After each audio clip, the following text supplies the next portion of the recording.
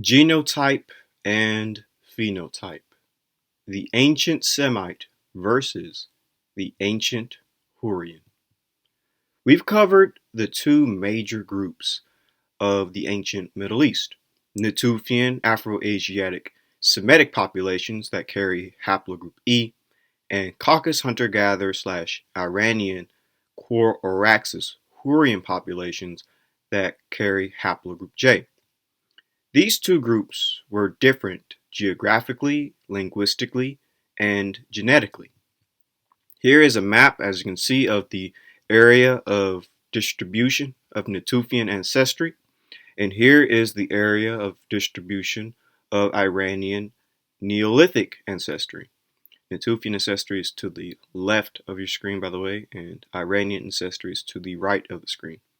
But as we can see, the distribution is in two different areas, but there is some overlap in the Middle East, and we'll get to that in future videos. But just look at the distribution, and you can see most of Natufian ancestry pretty much is over the area of Afro-Asiatic speaking peoples, whereas Iranian Neolithic ancestry is typically very high in places of the Indo-European speakers as well as Caucasian speakers, specifically Caucasian as in the Caucasus.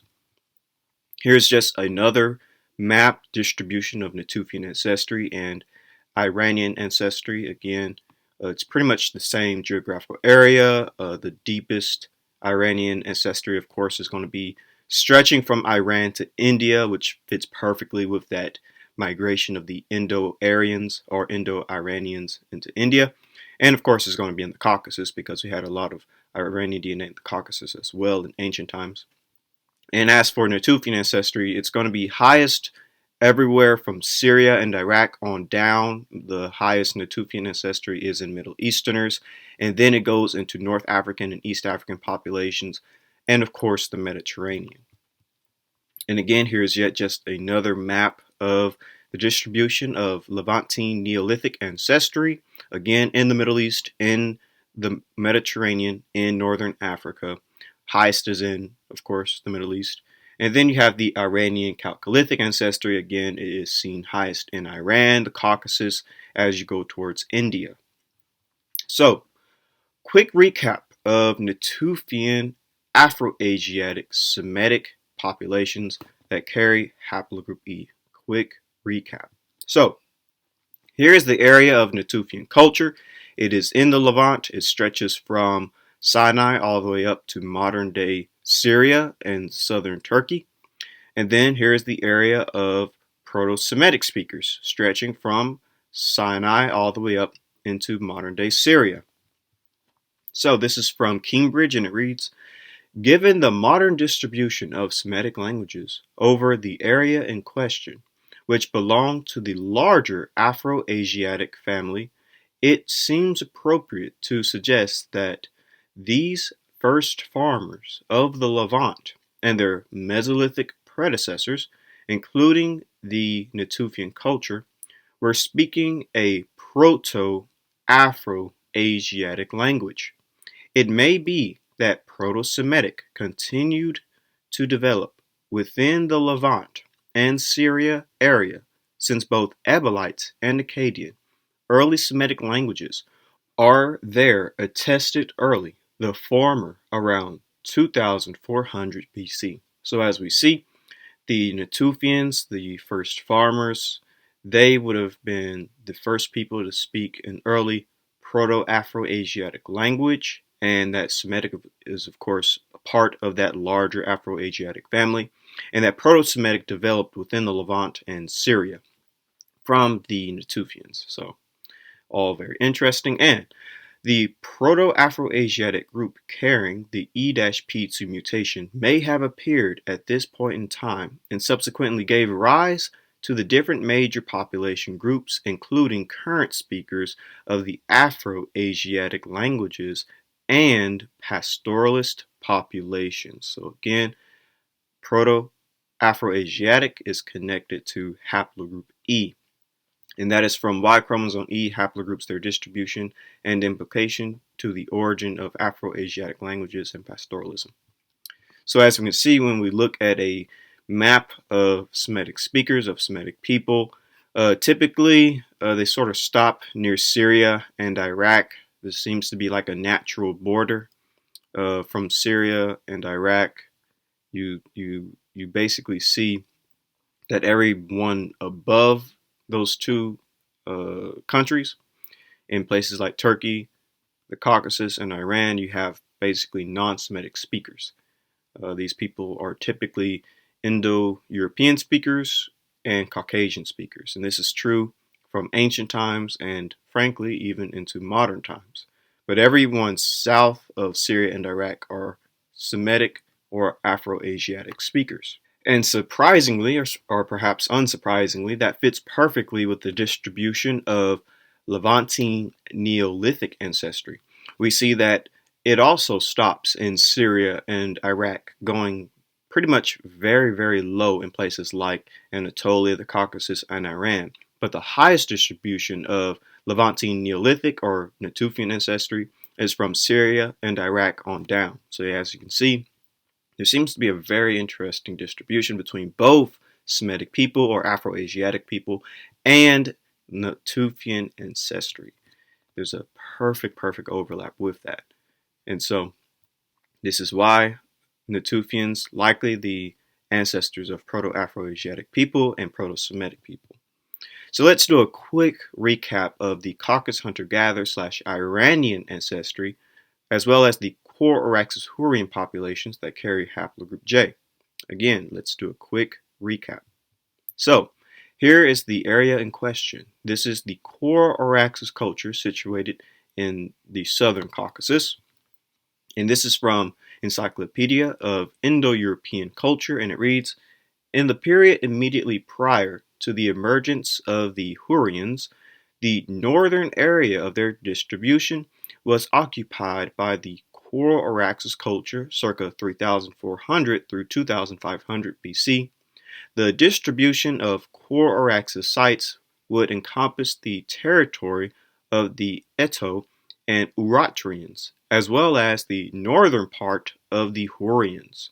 It was often presumed that the core Araxes culture is an archaeological reflection of the Hurrians.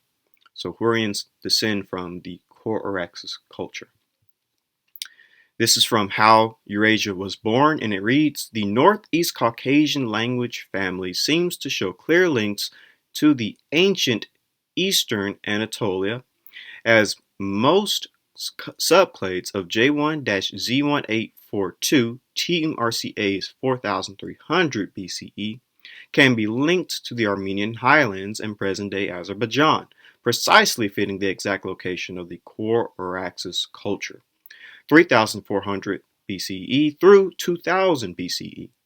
Three subclades of it, J1-ZS3042 TMRCA's 3500 BCE, J1-ZS5658 TMRCA's 2800 BCE, J1-ZS2872 2800 BCE, and J1-Y5353 TMRCA is 2500 BCE, are widespread among Northeast Caucasian groups, suggest Northeast Caucasian languages to have originated from the core Araxes culture, as ancient J1 subclades also seem to have been present in the ancient Levant as well. This supports the existence of the Alduin language family linking Hurrian to Northeast Caucasian. So Northeast Caucasians, the core Araxes, and the Hurrians, they're all connected by haplogroup J. And here is what I was referring to earlier, that most of the Indo-European and Caucasian speakers are above Syria and Iraq. And this is true from ancient times and even into modern times. This is, if you type in language families of the Middle East, most of the Indo-European languages, as you can see, are in orange, and this would be the Iranian languages, which is interesting because you do see a lot of Iranian genetics in the Middle East as well. And this blue you see right here, this is actually a Caucasian, what I was referring to earlier. Lastly, we have what's in green, and that is the Turkic speakers. But going back to what I was saying, everyone from Syria and Iraq on down, they're all Afro-Asiatic and Semitic speakers, whereas everybody above Syria and Iraq, they're all non-Semitic, non-Afro-Asiatic speakers. And that's also where you see a very high distribution of this Iranian Chalcolithic ancestry. You see it highest above Syria and Iraq. Of course, it did go into Syria and Iraq. We do see gene flow, but we see it highest in Iran and Anatolia and the Caucasus. So just to show the overlap again, here's the Iranian Chalcolithic, and then there is the non-Semitic speakers. Again, all of this fits basically the same type of landmass and really the same type of people. Iranian Chalcolithic obviously is going to be connected to Iranian speakers, Iranian people, so makes a lot of sense. But seeing this overlap a little bit into the Middle East is very interesting, and we'll touch on that later. So, Natufian Afro-Asiatic Semitic people with haplogroup E and Caucasus hunter-gatherer Iranian Coraxus Hurrians with haplogroup J. These two groups, these two populations were different geographically, linguistically, and genetically, as we can see. And just to make that point even further, Semites came from the Levant and they went into Mesopotamia, whereas the Coraxus culture, they came from the southern Caucasus and entered Mesopotamia. Semites were going from south to north. The Coraxus was going from the north to the south. Semites speak in Afro-Asiatic languages. The Coraxus people spoke a Hurro-Uratrian Northeast Caucasian languages, a non-Semitic language. So two completely different peoples geographically, linguistically, and genetically, because the Semites coming from the Levant, they would have Natufian ancestry, they would have haplogroup E markers. The Coraxus culture would have haplogroup J markers and likely Coraxus Caucasus hunter-gatherer and Iranian ancestry. And this image perfectly illustrates what I am saying. So you have at the top your Indo-European people stretching from the British Isles and Spain all the way into Central Asia and India. Our main focus, though, is going to be with the Iranian Indo-European branch of people and languages. So we see that Iran stretches from technically Anatolia all the way to India. This fits perfectly with haplogroup J, specifically J2. We see it stretching from Anatolia all the way to India and through Iran. So we see that when it comes to Iranian Chalcolithic ancestry, it also stretches from Anatolia all the way through Iran to India. So you see that really haplogroup J, Iranian Chalcolithic ancestry, it seems to have its greatest representation from a language family with the Indo-European Iranian language family. After all, the genetics is literally Iranian, it's Chalcolithic Iranian. But haplogroup J, this Y-DNA chromosome, seems to be connected with ancient Iranian peoples. And this is what many other genetic papers say as well. And if haplogroup J is connected to ancient Iranians, then this is really what you can say a greater extension of the Indo-European peoples, as well as Caucasian peoples when it comes to haplogroup J1. But dealing with J2, it has a very strong Iranian influence. We can see this with the distribution of Iranian languages and people, the distribution of haplogroup J, and the distribution of Iranian Chalcolithic ancestry. And then we have the Natufian ancestry. Natufian ancestry stretching all the way from northern Africa to eastern Africa to the Middle East, and it's seen highest in Middle Easterners, and as well in the Mediterranean. Same thing with haplogroup E, stretching from northwestern Africa to eastern Africa to the Middle East to the Mediterranean. And this is also where you see your Afro-Asiatic peoples. Afro-Asiatic and Natufian ancestry and haplogroup E all seem to match each other perfectly. They overlap one another. Likely because Natufians are the ancestors of Proto-Afro-Asiatic peoples. Therefore, descendants of the Natufians would have, obviously, Natufian ancestry, a Natufian genome.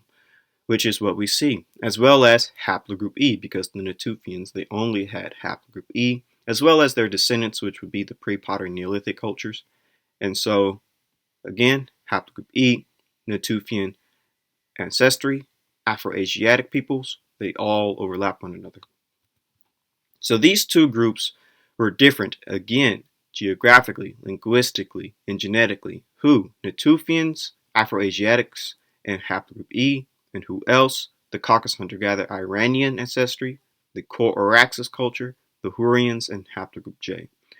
These were two completely different populations, both living in the Middle East, but two different populations.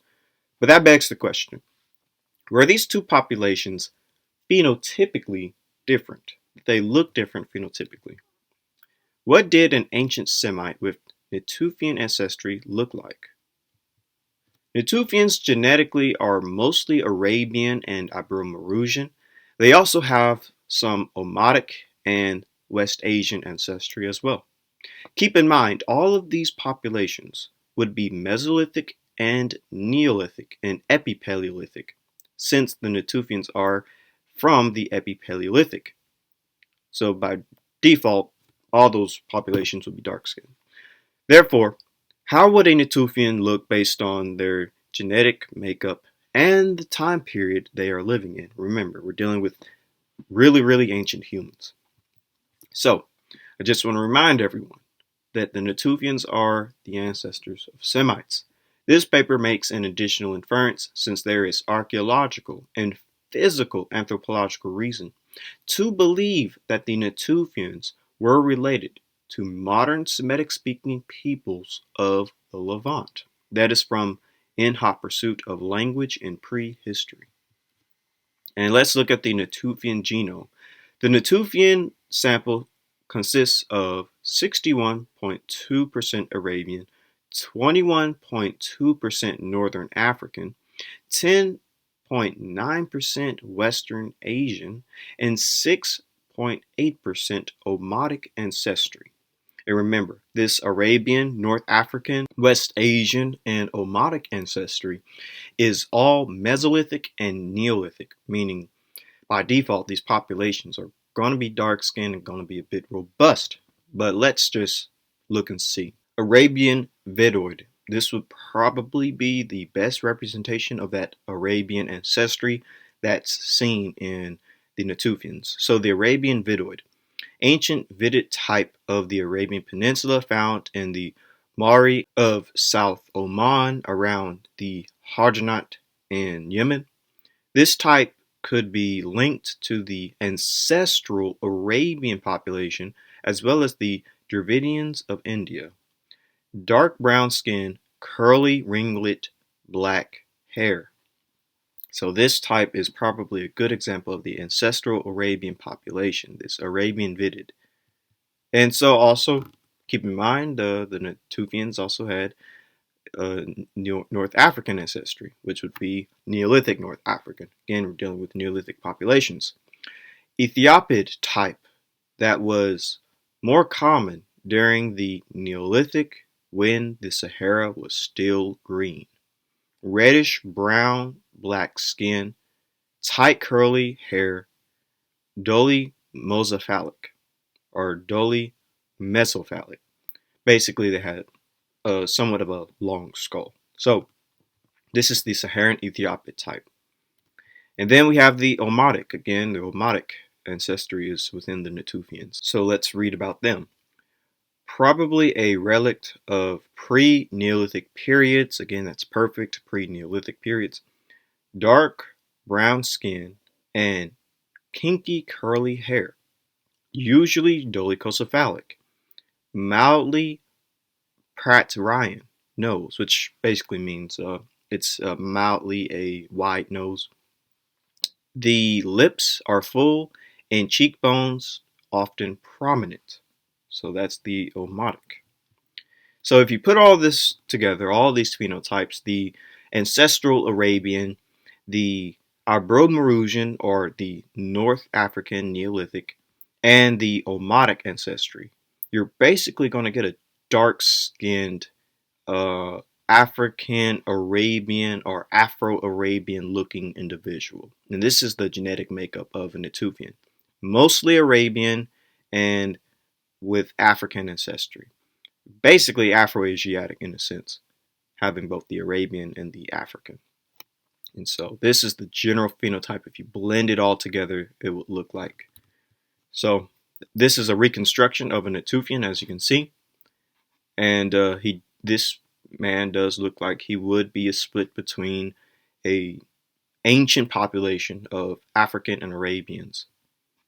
And that's pretty good description. Although I would say that the hair would probably be a bit more curly because of what those other descriptions that I read said. It said the hair was typically kinky to curly, so I wouldn't say it was super straight. But anyways, this is from the comparison of craniofacial features of major human populations, and it actually says that early West Asians being Middle Easterners, early West Asians resemble Africans. And that would include your Natufians because they are early West Asian population. So that makes a lot of sense, and that's fairly interesting. This is from the questionable contribution of the Neolithic and the Bronze Age to European craniofacial form, and it reads, "It is a further surprise that the Epipaleolithic Natufian of Israel, from whom the Neolithic realm was assumed to arise, has a clear link to sub-Saharan Africa." Interestingly enough, however, the small Natufian sample falls between the Niger-Congo group and the other samples used. This placement suggests that there may have been a sub-Saharan African element in the makeup of the Natufians. So there's a sub-Saharan African element in the makeup of the Natufians. As shown in Figure 1, the Somalis, the Egyptian Bronze Age sample from Naquata, may also have a hint of a sub-Saharan African component. So here is the Natufian, and it falls in between the Niger-Congo and the prehistoric/recent Northeast Africa. So they're kind of in between. That's what they phenotypically would look like. Something in between the Niger-Congo person and a prehistoric/recent Northeast African. And if you look at another chart, the Niger-Congo and the Natufian branches actually do connect to each other. And then they also connect with the prehistoric recent Northeast Africa. But there is a very close resemblance when it comes to Natufians and Niger-Congo populations, which is evident by that reconstruction. If the late Pleistocene Natufian sample from Israel is the source from which that Neolithic spread was derived, then there was clearly a sub-Saharan African element present of almost equal importance as the late prehistoric Eurasian element. So there is clearly a sub-Saharan African element within the Natufians. And this is another reading, an introduction to African civilizations, and it reads, "There is evidence that some 7,000 or 8,000 years ago, a black Negroid race inhabited Palestine.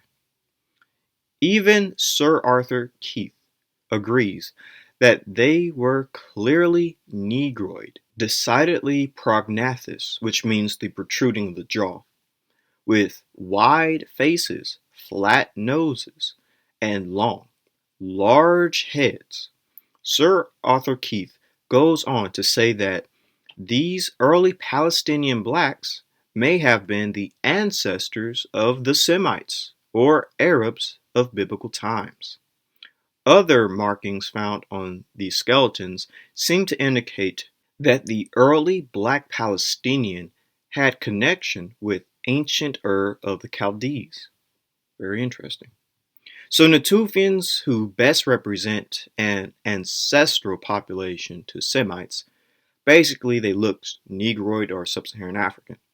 Now let's shift our attention to early Semitic remains found in places like Kish, an East Semitic kingdom, in Mesopotamia of the Akkadian Empire. The Kish civilization is a time period corresponding to the early Semitic era, specifically of the early East Semitic era in Mesopotamia and the Levant. Coined by Igris Gleb, the epoch began in the early 4th millennium BC. The tradition encompasses the sites of Ebla and Mari in the Levant, the Proto-Akkadian sites of Abu Seblecha and Kish in central Mesopotamia, which constituted the region as it was known to the Sumerians. The East Semitic population migrated from what is now the Levant and spread into Mesopotamia. I want to make that clear one more time. The East Semitic population migrated from what is now the Levant and spread into Mesopotamia. This is because Semites have their origins in the Levant, and they spread from the Levant into Mesopotamia. The Sumerian city of Kish show an East Semitic nature and reveal that the city population had a strong Semitic component from the dawn of recorded history. Gleb considered Kish to be the center of this civilization, hence the naming. The East Semitic languages are one of the 3 divisions of the Semitic languages. The East Semitic group is attested by 3 distinct languages: Akkadian, Ebelite, and Kishite, all of which have been long extinct. Kishite language is the oldest known Semitic language. So it's one of the oldest Semitic languages. Kish of Sumer in Mesopotamia. Kish was occupied from the Umbud period, gaining prominence as one of the preeminent powers in the region during the early dynastic period. So Kish was occupied from the Umbud period. Umbud. So let's learn about the Umbud. This is from archaeology and the Sumerian problem. Archaeology and the Sumerian problem. So it reads, the people responsible for the Al-Umbud stage of culture belonged, to judge by their distribution, to the Middle Eastern section of the Mediterranean race, to the brown race of Professor Elliot Smith, in fact. So the Al-Umbud stage of people, their phenotype is the Mediterranean race, the Middle Eastern section of the Mediterranean race connected to Professor Elliot Smith's brown race. As to the characteristics of the dolichocephalic population of Mesopotamia, Dr. Buxton distinguishes a brown Mediterranean and a brown Euro-African type. They are in fact often included together in the term Mediterranean, but as distinguished by Dr. Buxton, the brown Mediterranean variety later and related with the West, whereas the Euro-African type seems more ancient and has connections with the East. Brown Euro-African variety of the dolichocephalic population at Kish, the other variety, the brown Mediterranean type, which is related with the West, can hardly have been anything but Semitic. For it is certain that we have to account for Mediterranean Semites of Arabia at an early date in Mesopotamia. So Semites are connected to this brown Euro-African, brown Mediterranean phenotype. So what is that? This is from the contributions to the anthropology of Iran. The contributions to the anthropology of Iran. And then there's a section dealing with the Euro-African type. So it says right here, the Euro-African. Skin, dark complected, florid. So their skin was dark complected. Hair, dark. Eyes, dark. Head, very long. Interesting. Nose, often wide or broad. Very, very interesting. And prognathism, often slight. So let's put all this together. So the Euro-African type, these people had dark skin, dark hair, dark eyes, a long head. They had a broad nose or a wide nose, and they had a slight prognathism to them. And prognathism means protruding of the jaw, so it was slight. So these Euro-Africans, who Semites are connected to, according to remains found at places like Kish, they had a very interesting phenotype that some people might describe as being somewhat African or Negroid, but that's perhaps why the term is called Euro-African. So this is another book dealing with the Mediterranean race and the Euro-African race, titled The Passing of the Great Race.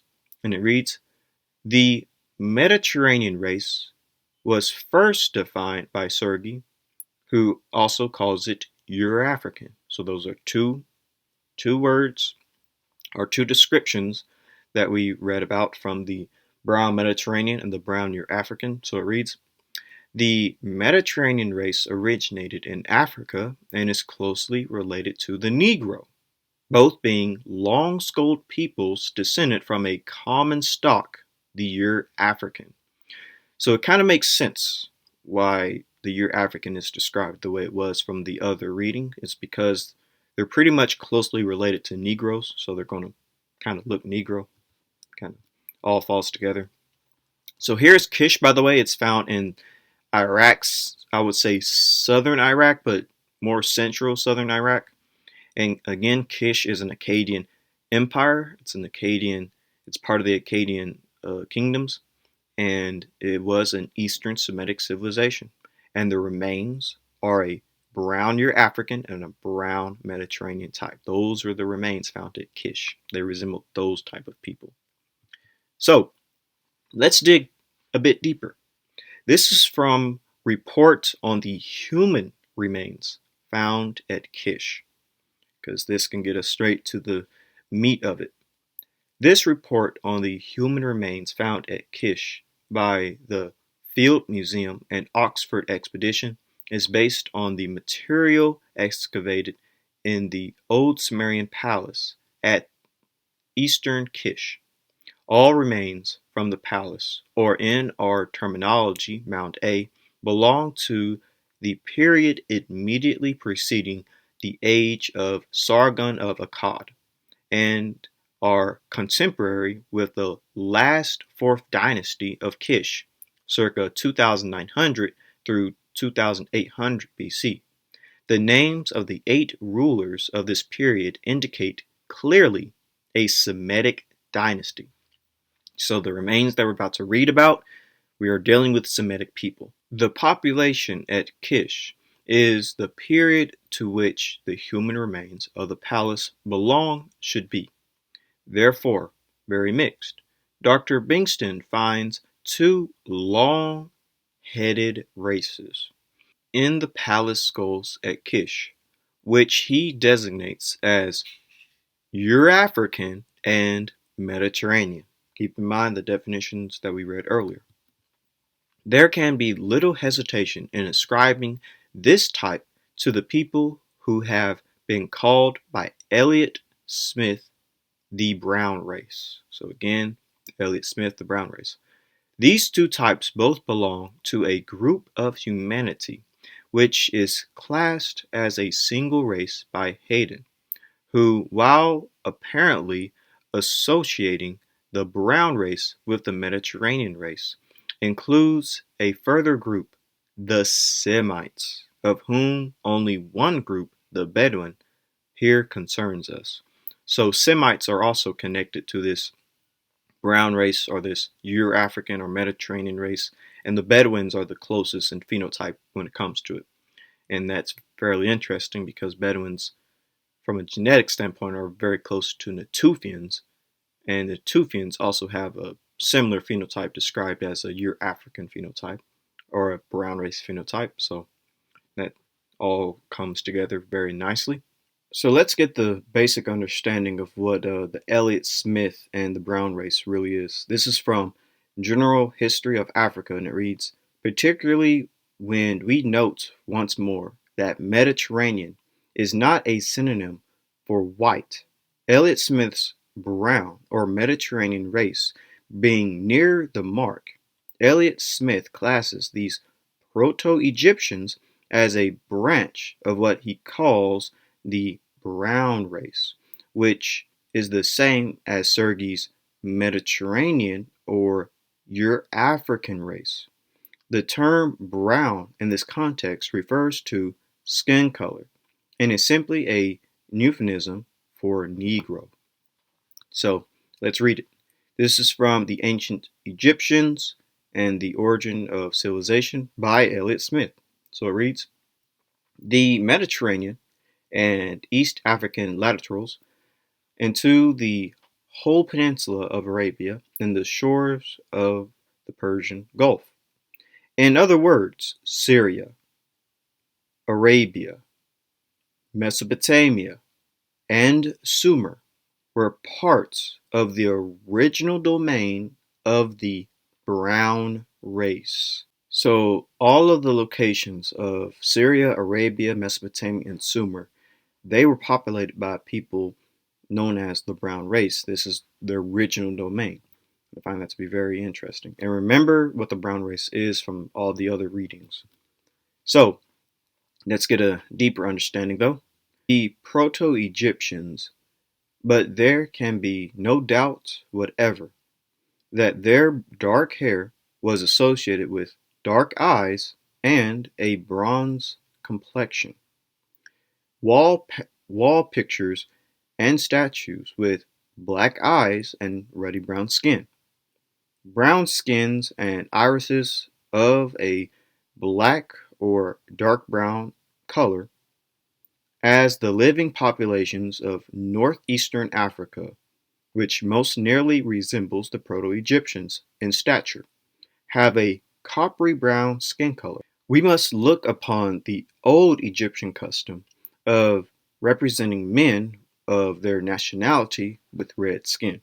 So basically, to put all that together, the Proto-Egyptians, he classifies them as being part of the brown race as well, and basically he describes them as being dark-eyed, dark-haired, and having a ruddy brown or reddish brown skin tone. So according to the remains of Semites we found in places like Akkad in Mesopotamia, at Kish, Semites look like brown, Euro-Africans and brown Mediterraneans. And to keep it in a simple context, basically they're saying they looked African. And this is even true if we look at artwork, ancient artwork of Semites. And Semites, they look like typical Afro-Asiatic populations. So first, let's do a quick reading. This is from the Contributions to the Anthropology of Iran, and this is going to get straight into the Proto-Semitic phenotype. They're going to look like typical Afro-Asiatic peoples.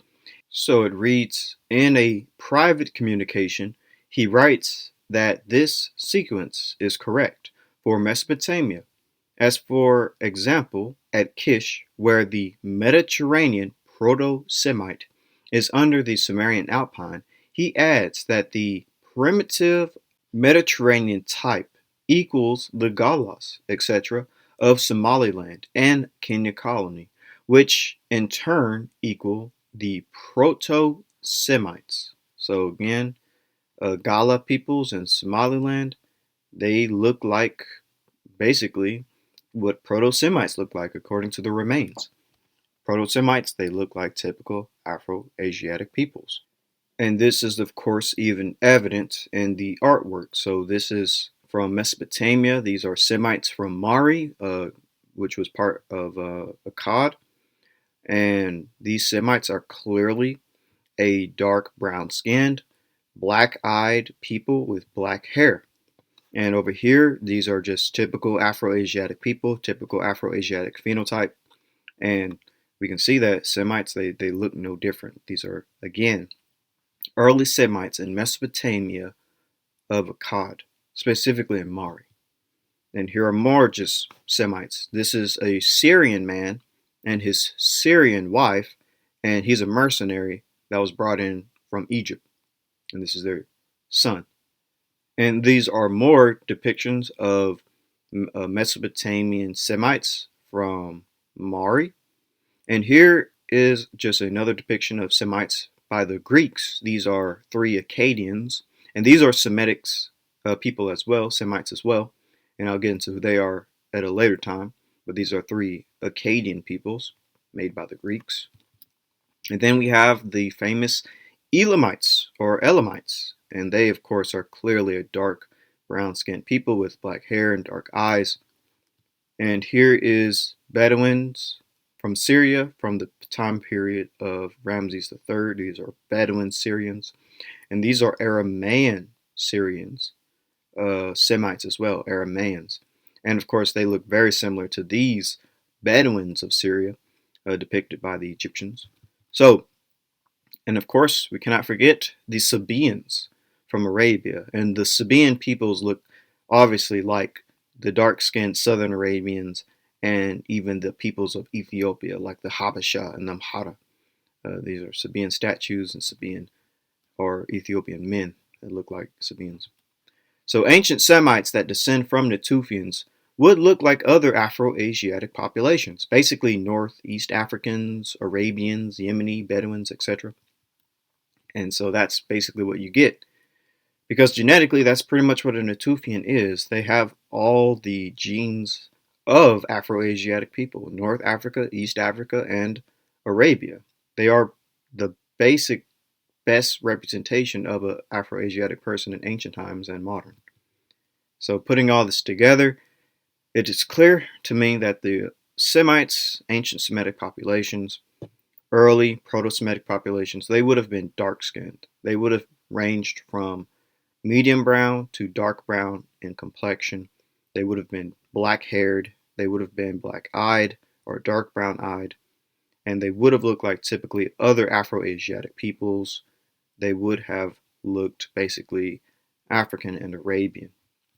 So, when we look also at the map, the distribution map of Afro-Asiatic people of Natufian ancestry and indigenous skin tone, we basically see that still remain the same.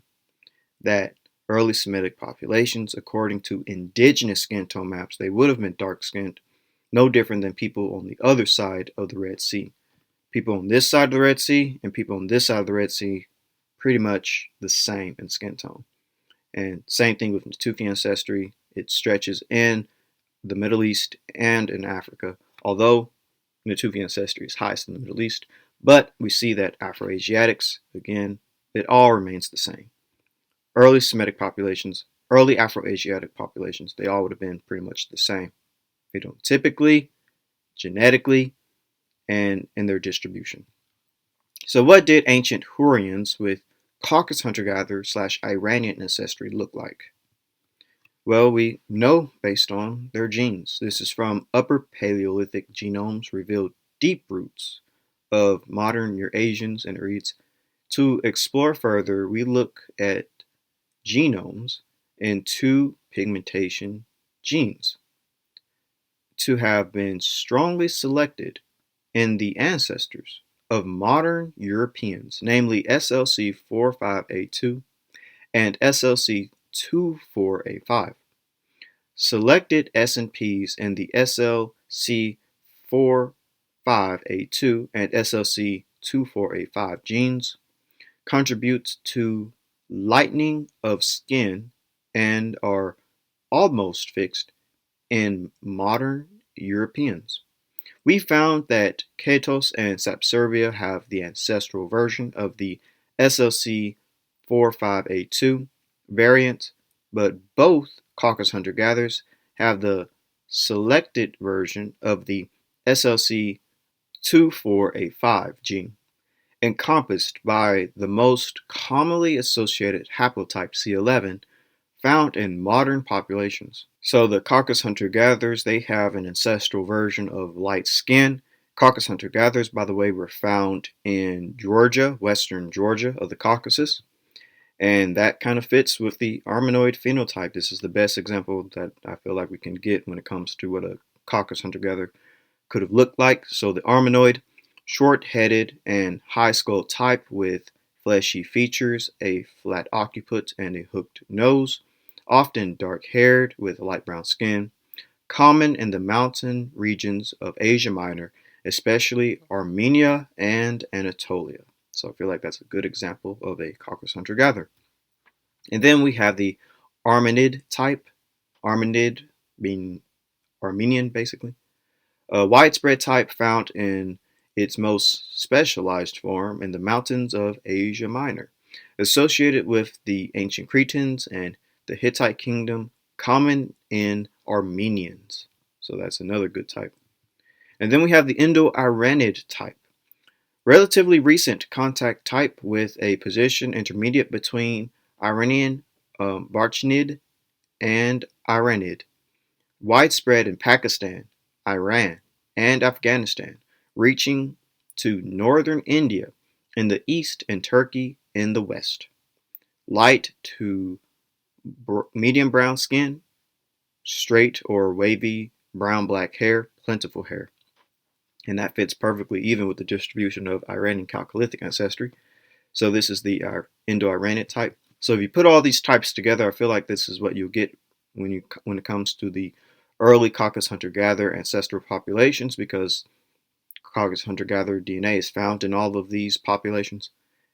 Basically, the Anatolian, Caucasian, specifically Armenian, Georgian, and the Iranian types. This is what you kind of get. So the Coraxus Hurrians could have looked Armenoid and Iranoid, since they come from that part of the world. Therefore, let's learn about this description and what did they look like when it comes to ancient artwork. Does it match the Armenoid and Iranoid phenotype? So this is from the Contributions to the Anthropology of Iran, and it reads, the so-called Armenoid type is defined by Hayden under the Eurasiatic brachycephals as Anatolian, Armenian, dark hair, tawny white skin, medium stature, very brachiocephalic, a prominent aquiline nose, which means a hook nose, aquiline nose, with a depressed tip and large wings is very characteristic. Scattered in Anatolia, Armenia, the ancient Hittites were typical members of this race. So the ancient Hittites were typical members of this race, but also this phenotype is scattered in Anatolia and Armenia. So that also gives us a good description. So these are ancient Hittites, as you can see, ancient Hittites, and they have basically a triangular nose, I would say, and their phenotype matches very perfectly with this Armenian man. Again, the Armenoid phenotype is found in Armenia. So looking at a Armenian is basically looking at an ancient Hittite and even frankly an ancient Hurrian, since Hittites and Hurrians were often overlapped with one another. So this is the Armenoid phenotype in ancient times and in modern times on one image. So the aquiline nose, it mentioned an aquiline nose earlier. It said a prominent aquiline nose. So what does that mean? An aquiline nose, basically a Roman nose or a hooked nose. So it's a Roman nose or a hooked nose. It is a human nose with a prominent bridge, giving it the appearance of being curved or slightly bent. The word aquiline comes from the Latin word aquilinus, eagle-like, an allusion to the curved beak of an eagle. So that gives the allusion to the curved beak of an eagle. So let's look at that. So we have like a representation of George Washington. He clearly does not have a eagle-shaped nose. It just goes straight down. But this eagle over here, it's curved. So that's what they mean by the Roman word aquilinus, meaning eagle-like. The nose has a bit of a bent to it. So this is from the book Anthropology, has a section on Armenoid Other characteristics are hair color, dark brown to black, usually wavy to curly in form, roughly straight. Their head is broad, brachycephalic. They are concentrated in Turkey, Syria, and Palestine, Iraq, Iran, and Balkan countries. Their typical representatives are ancient Hittites. Again, Armenoid type is connected to the ancient Hittites. Ancient Hittites being an Anatolian, non-Semitic people. They are an Indo-European people. But we see that this concentration of this Armenoid type is also in places of the Caucasus. So here are ancient Hittites again, just to show you more images. These are ancient Hittites depicted by the Egyptians. The Egyptians depicted them ranging from like white, uh, a white tanti skin tone, and they have black hair as described, and they do have this curvature of the nose as well. That's also described. So this is the ancient Hittites. And then this is how Hittites depicted themselves, and we see that they also depicted themselves with this triangular nose or this aquiline nose. These are different Hittite artwork, and we see that it seems to match. It seems to match quite well. The way the Egyptian depicted the Hittite and the way the Hittite depicted themselves, it's pretty accurate. So again, reading deeper about this Armenoid phenotype, contributions to the anthropology of Iran, and it reads, Houghton defines the Armenoid type as follows. So I'm going to read right here. Nose form convex, high, bridged, long, and often rather wide. So the nose is convex, which means there's a curvature. High, bridged, long, and often rather wide. Head form brachycephalic. Hair color black or brown. Eye color brown. Skin color olive or brunette white. Hair form usually wavy, sometimes curly or straight.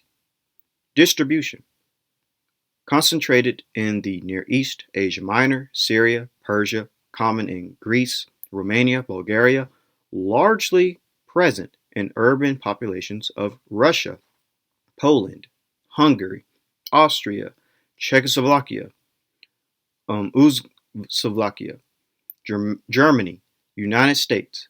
Typical peoples, most Armenians, Turks, and Syrians, many Persians, and Ashkenazim Jews. But it's seen in most Armenians, so Armenians would be a good example. So this basically, in one image, is the Armenoid phenotype. I have Armenian men right here. We have, who are a non-Semitic population, by the way. We have a Hittite right here, again, another non-Semitic population, an ancient Indo-European population. And then we just have typical Armenoid phenotype. And we even have the Sumerian down here, again, another non-Semitic population. This Armenoid phenotype seems to be mostly associated with non-Semitic populations. Again, this Armenoid phenotype seems to be mostly associated in ancient times with non-Semitic populations. People like Indo-European Hittites, people like language isolate Sumerians, and etc. And even people like Caucasian speakers, like the Hurrians. So the Coraxis populations, the Hurrians, they would look Armenoid and Iranoid. The ancient Hittites and Sumerians are a great example of this phenotype, which is important because there is a connection between Hittites and Sumerians with the Hurrians. Furthermore, Hittites and Sumerians are non-Semitic people. So putting all this together, this is a good example of ancient Coraxis people as well as Hurrian people. And this right here, image of Hittites, Indo-European speakers of Anatolia, and Sumerians, non-Semitic, isolated language speakers of Sumer. So up top is the Hittites, on the bottom is the Sumerians. This phenotype seems to be associated with non-Semitic people in the past. And this fits well with the distribution when it comes to genetics. We have, again, Indo-European speakers, This overlaps perfectly with the Caucasus hunter-gatherer ancestry. Again, Caucasus hunter-gatherer is going to be highest in the Caucasus, but it does expand into the Middle East. Same with the Iranian ancestry, highest in Iran, but it does expand into the Middle East also. Likewise, the Armenoid phenotype would also expand. Likewise, the Iranoid phenotype would also expand into the Middle East. So, all fits well together from a genetic and a phenotypic standpoint when it comes to ancient populations. We can clearly see that genetically and even phenotypically, there were many people that lived in the ancient Middle East. The ancient Middle East did not just have one phenotype. There seems to be that there were many phenotypes. It would seem from a logical perspective that ancient Semites were dark-skinned, looking like typical Afro-Asiatic people, whereas the ancient Hurrians were light-skinned and they looked like typical Caucasian and Indo-European populations. But when and why did this Armenoid/Iranoid phenotype penetrate the Middle East? When did it happen and why did it happen? What was the cause for it? This is the book, The Races of Europe, and it reads, the Armenoid racial type, which is the third one claimed in Mesopotamia, begins with the earliest Kish graves and continues through the Babylonian period.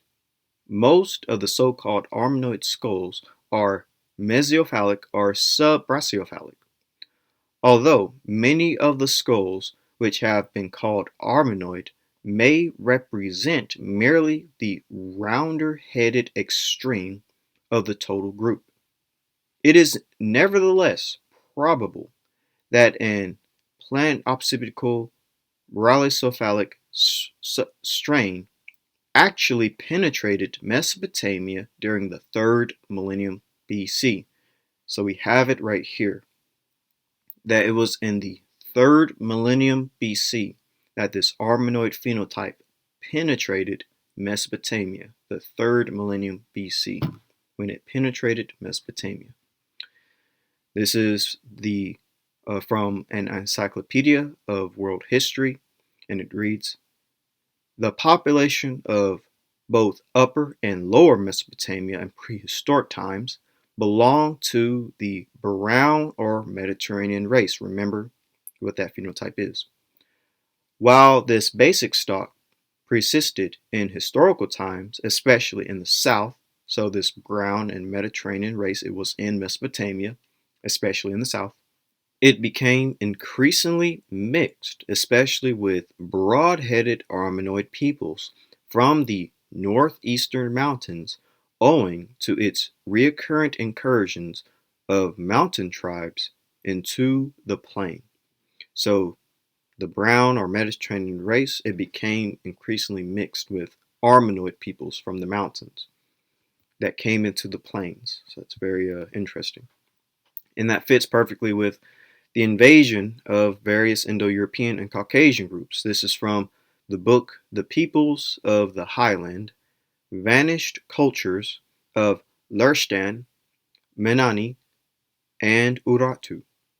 During the 2nd millennium, the long process began by which Indo-European peoples from the northern steppes beyond the Caucasus established themselves about Western Asia, Iran, and northern India.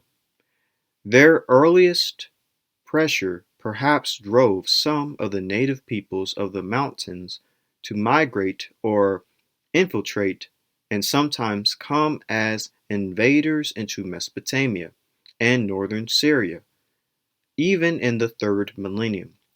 And there we have it right there, even in the 3rd millennium, because this is when we see that Armenoid phenotype come into Mesopotamia. The Indo-Europeans then drove their way through these people, drawing many of them in their train as subjects or allies, and appeared themselves early in the 2nd millennium as invaders and conquerors in the Near East. For the first half of the millennium, the invaders under Indo-European leadership dominated the older peoples of the plains, most of whom were Semites. So the Semites are the older population, and they were living in the plains. And that fits perfectly with what this source says about how these mountain peoples came in, these Armenoid peoples came into the plains where the Semites would have been. And it says that this brown and Mediterranean race, it was towards the south mostly, especially in the south. So that fits perfectly with everything that's going on. And we're back at the report on the human remains found at Kish. And this is very important because it deals with the same thing, a change occurring within the Middle East. So it reads, but it is possible that even in this period, the Armenoids of the north were already beginning to infiltrate into northern Sumer. It must be remembered that soon after the fall of the Semitic Empire of Akkad, the entire land of Sumer and Akkad was ruled over a century by the Gutians from the north beyond the upper and lower Zeb rivers. And I have two videos that go deep into the collapse of the Semitic civilizations such as Ebla and Akkad. Check out those videos because this goes well with what those people would have looked like. So let's finish what it says. The valuable results obtained by the authors of this paper confirm that the historians had assumed in regard to the early mixture of Sumerians and Semites at Kish, the oldest capital of Sumer and the greatest metropolis of the north, later known as Akkad. Dr. Bingston finds an increasing admixture of the round-headed Armenoid type. This must be explained as an infiltration from Syria and the Hittite region if they are not normal variants. So we see that there was a change that occurred within Akkad, particularly after the fall of Akkad by the Gutians, and that there was a mixture occurring with the Armenoid peoples. And where are they coming from? The Hittite region. And Hittites are the best representation of the Armenoid phenotype. So it says, starting in blue, the third type, which is represented but sparingly, is extremely different. The head form is brachycephalic, in some cases extremely so. There seems, however, to be little doubt that they belong to the Armenoid race. This brachycephalic element, which forms such an important element in the population of the eastern lateral of the Mediterranean, and also of the great land bridge stretching from India westwards. This round-headed element appears to have been slowly increasing. It is on the whole commoner in Neo-Babylonia graves, and in the modern population than in the earlier graves. It would appear, then, that we have at least two groups in the Near East, and that's what I've been saying this whole time. We have two types of people in the Near East. One dolichocephalic, the other round-headed, and that although some members of both groups have remained unmixed, others have mingled considerably, so as to form some of the most mixed races in the world. The basal types are the brown Euro-African group and the Armenoid group. So those are the two types we're basically looking at, the brown Euro-African and the Armenoid. Remember, keep all those phenotypes in mind, what each one is. There are, however, striking differences from the types as found at Kish. There, the dolichocephalic is chiefly represented by the brown Euro-African variety. In the Near East, this type, although it occurs, is comparatively rare, the more common type being the brown Mediterranean variety, closely akin to Elliott Smith's Proto-Egyptians. As far west as Crete, they form in early times the majority of the population, but to the Eastward, they are on the whole dominated by the round-headed Armenoids. The history of the Near East seems to suggest that there was a gradual infiltration of the later types, probably anterior of the Chalcolithic or Bronze Age. And that's funny because this is exactly when we start to see J markers and this Iranian DNA enter in. This is the same time that we see the Armenoid phenotype enter into the Near East. So it all lines up from a phenotypical standpoint and from a biological and genetic standpoint. This migration of Armenoid phenotype fits perfectly with the same time period for the migration of the Coraxus culture, as well as the Hurrian tribes from the Caucasus into Mesopotamia and the Levant, along with haplogroup J. Kohol also reminds us of the evidence of increased militarism from the early to the late Bronze Age that is reflected in more fortified sites, new weaponry, and an iconography of war as seen on the Khrushchev Cup.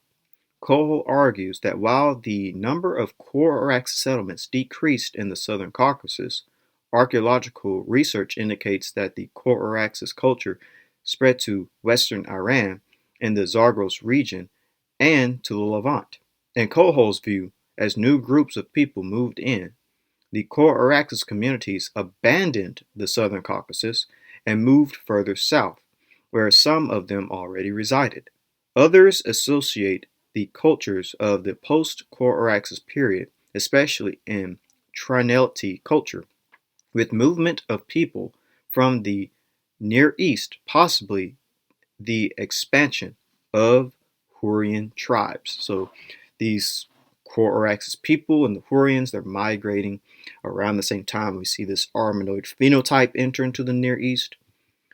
And it also comes in with the collapse of the Akkadian Empire. When the kingdom of Akkad fell circa 2190 BCE, the Hurrians and others exploited the constant power vacuum in Mesopotamia. And then down here it reads, by the quarter of the second millennium BC, the Hurrians are migrating into northern Syria and eastern Anatolia as they moved westward and southward. Once again, military conquest was mixed with the peaceful migration of Hurrian merchants, farmers, artisans, and nomads. The Mitanni kingdom, 1500 through 1240 BCE, which was predominantly Hurrian in culture. And this fits with J. The Northeast Caucasian language family seems to show clear links to ancient Anatolia, as most subclades of J1-Z1842 can be linked to the Armenian highlands in present-day Azerbaijan, precisely fitting the exact location of the Coraxus culture. Three subclades of it, J1-ZS3042, J1-ZS5658, J1-ZS2872, and J1-Y5353 are widespread among Northeast Caucasian groups, suggest Northeast Caucasian languages to have originated from the Coraxus culture, as ancient J1 subclades also seem to have been present in the ancient Levant as well. This supports the existence of the Alduin language family, linking Hurrian to Northeast Caucasian. Again, the spread of the J marker also fits this exact same people in this exact same time period. We found an ancestry related to ancient Iranians that is ubiquitous today in all Middle Easterners. Previous studies show that this ancestry was not present in the Levant during the Neolithic period, but appeared in the Bronze Age, where 50% of the local ancestry was replaced by a population carrying ancient Iranian-related ancestry. This population potentially introduced the Y chromosome haplogroup J1 into the region. So we see the movement of haplogroup J1 with this ancient Iranian ancestry. This geographic distribution of J2A versus J1 mirrors the two autosomal components of Haber et al. 2013. However, several demographic and migrational events may contribute to the observed Y frequency pattern in the southern Levant. major J2A lineages whose origin is likely from East Anatolia, Armenia, Georgia, and northwestern Iran, could have migrated to the southern Levant during the early Bronze Age through the movement of the Core-Araxes horizon to Lebanon, Syria, and ultimately the Sea of Galilee, or the Galilee area, marked by the Kerbek-Karachwar culture. Later immigration from a similar East Anatolian source may have brought Hurrian onomastics to the southern Levant during the Middle Bronze Age. These events may have added J2A to an underlying J1 substratum. So again, we see that haplogroup J is entering into the Levant from this Core-Araxes populations known as the Hurrians, and they created the Kerbek-Karachwar culture, which again illustrates that haplogroup J, J1, J2, it's not Semitic in origin, it's Caucasian in origin. And so we see that this Core-Araxes culture is coming from the southern Caucasus into East Anatolia into northwestern Iran. Semites are already in the Levant, so this is why J can't be Semitic, because it's coming from the Core-Araxes culture where Semites are already here. And then Core-Araxes comes in, they create the Kerbek-Karachwar culture, and West Semitics, they go into Arabia. So again, foreign influence coming into the Near East. This would therefore make the Armenoid Core-Araxes Hurrians with haplogroup J the conquerors of Semites, but not actual Semitic peoples. The Semites would have been a brown Near African / brown Mediterranean type. They were indigenous to the warmer southern parts of the Middle East, having traveled to Mesopotamia from the Levant and descending from Natufians. Early Semitic populations would have carried haplogroup J, descendants of the first pastoralists and agriculturalists in the Middle East. The Natufian culture is a late Epipaleolithic archaeological culture of the Levant dating to around 15,000 to 11,500 years ago.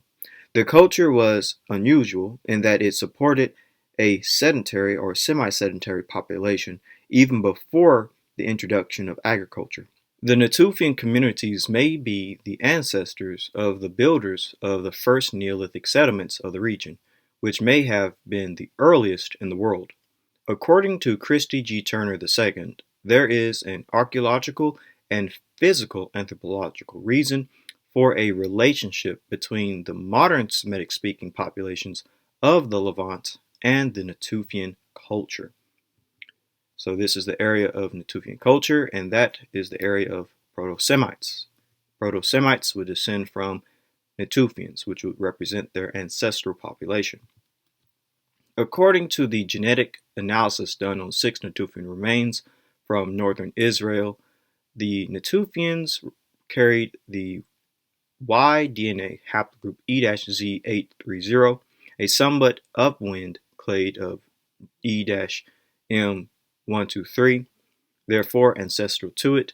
The Natufians were one of the first settled peoples in the world and may have contributed to the domestication of certain crops and thus the advent of agriculture. The discovery of E-Z830 without other subclades suggests an indigenous presence in Canaan and Israel that predates all other subclades which are not known to have existed in the region at the time, 10,000 years before present. So Natufians had haplogroup E, and again, if Semites descend from Natufians, then Semites would have haplogroup E. And Natufians are some of the world's first farmers and agriculturalists. They domesticated crops and animals, so they're very important when it comes to why human society is the way it is, and they would have spread that to other peoples as well. Hurrian is a specialized regional cultural development of the Epipaleolithic of the Negev Desert. It corresponds to the latest stages of the Natufian culture. Hurrian has close connections with the late Mesolithic cultures of the phylum and the eastern deserts of Egypt, whose tool assemblages resembles that of the Hurrian. Fusion with animal domestication elements of the pre-pottery Neolithic B, PP, and B culture is hypothesized by Jairus Zarins to have led to the Circum-Arabian nomadic pastoral complex, a group of cultures that invented nomadic pastoralism and may have been the original culture which spread Proto-Semitic languages throughout the region. So basically, it's from the Hurrians and pre-Pottery Neolithic B that we would eventually get our Proto-Semitic people, and Hurrians and pre-Pottery Neolithic B descends from the Natufians. So here is the area in question, the late Natufian / early pre-Pottery Neolithic A, B, and C. And then we have the Hurrians right here in Sinai. And again, this all fits with who? The area of the Proto-Semitic people. Pre-Pottery Neolithic B is part of the pre-Pottery Neolithic, a Neolithic culture centered in Upper Mesopotamia and the Levant. Like the earlier PP&A people, the PP&B culture developed from the Mesolithic Natufian culture. Again, PP&A, PP&B, it comes from Mesolithic Natufians, and from PP&B would come your Proto-Semites. Here is the distribution of PP&B sites. Again, it's in the same geographical area of the Natufian culture, stretching from Sinai all the way up to modern-day Syria. Work at the site of An Ghazel in Jordan has indicated a later PP&C period, which existed between 8,200 and 7,900 BP. Jairus Zarins has proposed that a Circum-Arabian nomadic pastoral complex developed in the period from the climactic crisis of 6,200 BC, partly as a result of an increasingly emphasis in PP&B cultures upon animal domesticates and a fusion with Hurrian hunter-gatherers in southern Palestine, with affiliated connections with the cultures of Phylum in the eastern desert of Egypt. Cultures practicing this lifestyle spread down the Red Sea shoreline and moved east from Syria into southern Iraq. Y-DNA haplogroup E1B1B2 has been found in 75% of the An Ghazel population, along with 60% of PP&B populations, and is present in all three stages of PP&B and in most Natufians. So again, haplogroup E is linked to all of this. To the Natufians, to the pre-Pottery Neolithic A, B, and C cultures, and the An Ghazel population. Haplogroup E is the originator of all of this, the Circum-Arabian nomadic pastoral complex, domesticating animals, domesticating plant life. It is these E markers in the Levant doing this. Here is An Ghazel PP&B, nothing but haplogroup E. Here's the Natufians. And here are just other sites in the Chalcolithic Israel as well. Even in Turkey, we have E. More recently, Jairus Zarins has suggested that the development of a Circum-Arabian nomadic pastoral complex of cultures developed in the period of the 6,200 BCE climactic crisis, stretching from southern Palestine down the Red Sea shoreline and northeastward into Syria and Iraq, spread Proto-Semitic languages through the region. So again, Proto-Semitic is connected to who? This complex may have developed from the fusion of Hurrian and pre-Pottery Neolithic B cultures in southern Palestine. So Proto-Semites are connected from the Natufians. From the Natufians will come the Hurrians. From the Hurrians will come the pre-Pottery Neolithic A, B, and C, and then down to eventually Proto-Semites themselves. Here is the late Natufian / early PP&A and the Hurrians. Here's the area of Proto-Semitic, and surprisingly, this all fits the same area of the promised land given unto Abraham, Isaac, and Jacob and the Israelites. Their homeland also would technically stretch from Sinai all the way up to modern-day Syria. Same area as the Natufians, the pre-Pottery Neolithic A, B, and C cultures, and Proto-Semites themselves. There's something there that's very interesting, and we'll touch on that later. One thing that can be clear is that there are two different populations that live in the Middle East. One, the Natufians, a dark-skinned, African-looking, ancient Middle Eastern population, and two, the Caucasus hunter-gatherer, a light-skinned, Armenoid-looking ancient Caucasian population. Here's what the general makeup of Natufian would be: genetically split between Africa and Asia, Afro-Asiatic, and then your Caucasian, Indo-Caucasian, or Irano-Caucasian peoples. Two different populations that lived in the Middle East. One, you have your Proto-Semites that would descend from Natufians. Naturally, they would be dark-skinned. And then two, your Caucasians/Indo-Europeans descends from Caucasus hunter-gatherers and Iranians. Naturally, they would be lighter-skinned. Here is the typical phenotype of Proto-Semites according to the artwork made by them and made by other peoples, ranging from medium brown to dark brown with black hair and black eyes. And then here's your typical phenotype of the non-Semitic populations like Hittites and Hurrians and Sumerians, etc. Indo-European speakers, non-Semitic speakers of the isolated languages, and Caucasian speakers, ranging from a white to tawny skin tone with dark hair and dark eyes, as well as a hooked or aquiline nose.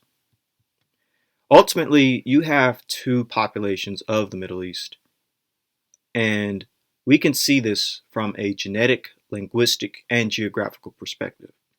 One, Natufians, and Afro-Asiatic and Semites with haplogroup E. Then two, Caucasus hunter-gatherers and Iranians, who are Core-Araxes culture populations, as well as Hurrians with haplogroup J. You have your typical Afro-Asiatic peoples, and they are overlap perfectly with Natufian ancestry as well as haplogroup E, as well as this phenotype that seems to be apparent in Afro-Asiatic peoples.